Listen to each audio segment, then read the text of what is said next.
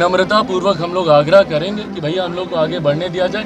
नहीं अगर सहमति मिलती है तो हम लोग को कोई शोर हल्ला हुड़दंग कुछ नहीं, शांतिपूर्वक तरीके से, जैसे हमारे नेता हमेशा हम लोग को शालीनता का पाठ पढ़ाते थे, वैसे ही शांतिपूर्वक तरीके से जाएंगे। अगर कहीं रोका जाएगा वहीं पे हम लोग मेमोरेंडम देंगे। इस बात का आग्रह करेंगे कि मां महिम जी तक कम से कम हम लोग का ज्ञापन पहुंच जाए। नमस्कार, मेरा नाम अमन है, आप पब्लिक तंत्र देख रहे हैं। देखिए, लोक जनशक्ति पार्टी के राष्ट्रीय अध्यक्ष चिराग पासवान जी ये दूसरा आंदोलन करने जा रहे हैं बिहार में, और ये दूसरा आंदोलन अग्निपथ के खिलाफ करने जा रहे हैं। जो आर्मी स्टूडेंट है उनके पक्ष में जा रहे हैं। फिलहाल वो क्या कुछ बोल रहे हैं, पहले आप वो जरा सुने। चिराग जी आज दूसरा आंदोलन का आगाज देने जा रहे हैं आप। हाँ बिल्कुल, देखिए जिस तरीके से ये अग्निपथ के खिलाफ युवाओं में आक्रोश है, उनके समर्थन में हम लोग भी एक शांतिपूर्वक मार्च निकाल रहे हैं। मकसद अपना विरोध दर्ज कराना है और युवाओं को अपनी सहमति, उनके समर्थन, उनके आंदोलन को अपना साथ, अपना समर्थन देना है। क्या लगता है सरकार वापस लेगी योजना को? अब ये तो अब सरकार जाने, पर हम लोग का कार्य है कि हम लोग प्रयास करेंगे। जिंदाबाद जिंदाबाद। अभी तक 120 स्टूडेंट्स मर गए हैं। 120 स्टूडेंट्स। गलत है, ये गलत है भाई, गलत है। 21 साल के युवा को रिटायर बेरोजगार बनाया जा रहा है, बुजुर्ग बनाया जा रहा है, ये गलत है नीति। इसका हम लोग विरोध करते हैं। कहा तो जा रहा है कि 11 लोगों को राजभवन लेके जाएंगे। जैसा मैंने कहा कि हम लोग हंगामा करने के लिए नहीं, हम लोग शांतिपूर्वक तरीके से भी विरोध किया जा सकता है। उस चीज़ का हम लोग प्रतीक बनकर उतरे हैं, मुंह पर पट्टी बांधकर। जहाँ पे हम लोग को रोका गया हम लोग रुके हैं। राजभवन लेके जाने की बात कही जा रही है कि कुछ लोगों को राजभवन लेके जाया जाएगा। हम लोग का उद्देश्य बस यही है कि हमारा ये ज्ञापन मां महिम राज्यपाल ने कहा, जैसा मैंने कहा, मैं हिंसा का समर्थन नहीं करता, पर शांतिपूर्वक तरीके से भी आप अपना विरोध दर्ज करें। बीजेपी प्रदेश अध्यक्ष ने कहा है कि ये नियम और कानून जो योजना बनाई गई है बिल्कुल सही है। जो भी लोग अगर इसके खिलाफ में बुलवा रहे हैं वो भाई, अगर ये योजना सही है तो आप युवाओं को क्यों नहीं समझा पाए?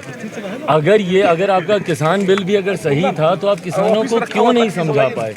डिमोनेटाइजेशन जब आपने किया था तो उस वक्त कितने आर्थिक विशेषज्ञ ही थे जो इसके ऊपर सवाल उठा रहे थे। आज भी कितने ऐसे रक्षा विशेषज्ञ हैं जो इसके ऊपर सवाल उठा रहे हैं। तो मैं बार बार यही बोलता हूँ कि अगर कोई इतने बड़ा योजना अगर आप लेकर आते हैं, स्टेक होल्डर्स को पहले कॉन्फिडेंस में लेना ज़रूरी है।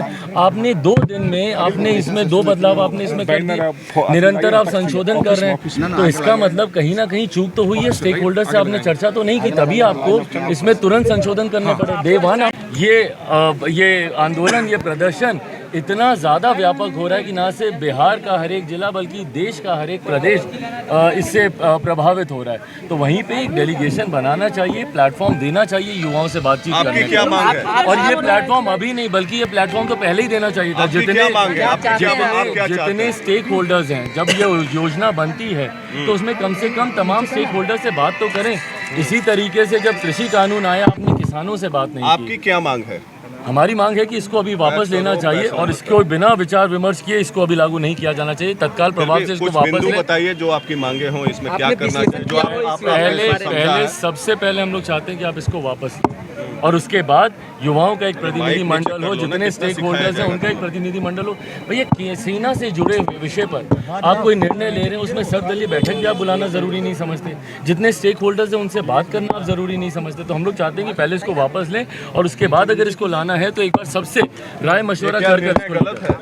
बिल्कुल गलत है, बिल्कुल गलत है भैया। 17 से 21 साल की उम्र एक ऐसी उम्र होती है जब युवा शिक्षा हासिल करता है, तामील हासिल करता है।